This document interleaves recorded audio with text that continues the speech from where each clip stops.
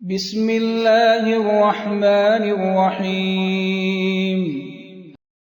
شروع اللہ کے نام سے جو بڑا مہربان نہایت رحم والا ہے۔ وَإِذْ قَالَتِ الْمَلَائِكَةُ يَا مَرْيَمُ إِنَّ اللَّهَ اصْطَفَاكِ وَطَهَّرَكِ وَاصْطَفَاكِ عَلَى نِسَاءِ الْعَالَمِينَ۔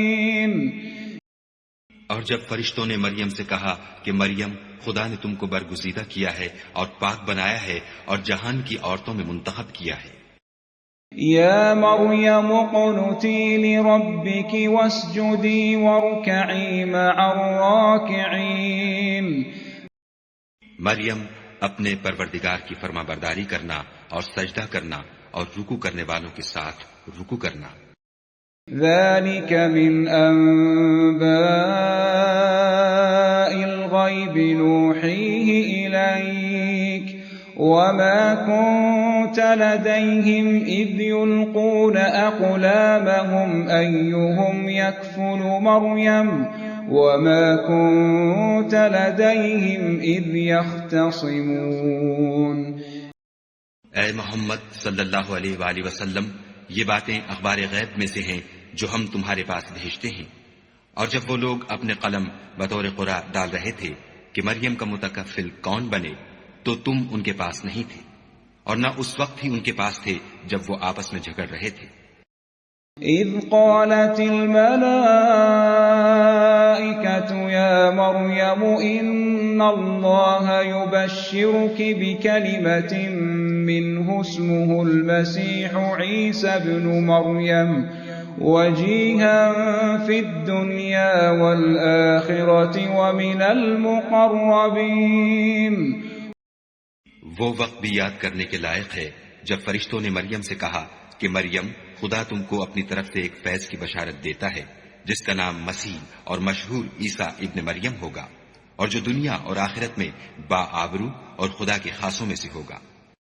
وَيُكَلِّمُ النَّاسَ فِي الْمَهْدِ وَكَهْلًا وَمِنَ الصَّالِحِينَ۔ اور ماں کی گود میں اور بڑی عمر کا ہو کر دونوں حالتوں میں لوگوں سے یکساں گفتگو کرے گا اور نیکوکاروں میں ہوگا۔ قالت رب أَنَّى يَكُونُ لِي وَلَدٌ وَلَمْ يَمْسَسْنِي بَشَرٌ قال كذلك الله يخلق ما يشاء إذا قضى أمرا فإنما يقول له كن فيكون۔ مریم نے کہا، پروردگار، میرے ہاں بچہ کیوں کر ہوگا کہ کسی انسان نے مجھے ہاتھ تک تو لگایا نہیں۔ فرمایا کہ خدا اسی طرح جو چاہتا ہے پیدا کرتا ہے، جب وہ کوئی کام کرنا چاہتا ہے تو ارشاد فرما دیتا ہے کہ ہو جا، تو وہ ہو جاتا ہے۔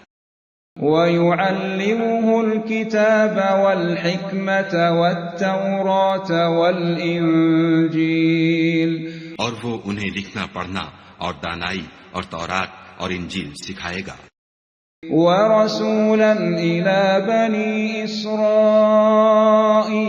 أَنِّي قَدْ جِئْتُكُمْ بِآيَةٍ مِّن رَّبِّكُمْ أَنِّي أَخْلُقُ لَكُم مِّنَ الطِّينِ كَهَيْئَةِ الطَّيْرِ فَأَنفُخُ فِيهِ فَيَكُونُ طَيْرًا بِإِذْنِ اللَّهِ وَأُبْرِئُ الْأَكْمَهَ وَالْأَبْرَصَ وَأُحْيِي الْمَوْتَى بِإِذْنِ اللَّهِ وَأُنَبِّئُكُم بِمَا تَأْكُلُونَ وَمَا تَدَّخِرُونَ فِي بُيُوتِكُمْ إِنَّ فِي ذَلِكَ لَآيَةً لَكُمْ إِن كُنتُم مُّؤْمِنِينَ۔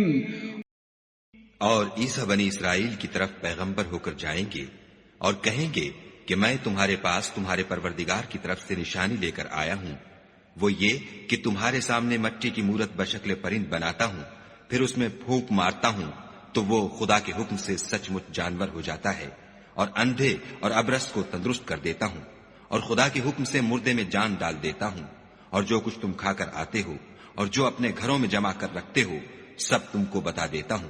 اگر تم صاحب ایمان ہو تو ان باتوں میں تمہارے لیے قدرت خدا کی نشانی ہے۔ وَمُصَدِّقًا لِمَا بَيْنَ يَدَيَّ مِنَ التَّوْرَاةِ وَلِأُحِلَّ لَكُمْ بَعْضَ الَّذِي حُرِّمَ عَلَيْكُمْ وَجِئْتُكُمْ بِآيَةٍ مِّن رَّبِّكُمْ فَاتَّقُوا اللَّهَ وَأَطِيعُونِ۔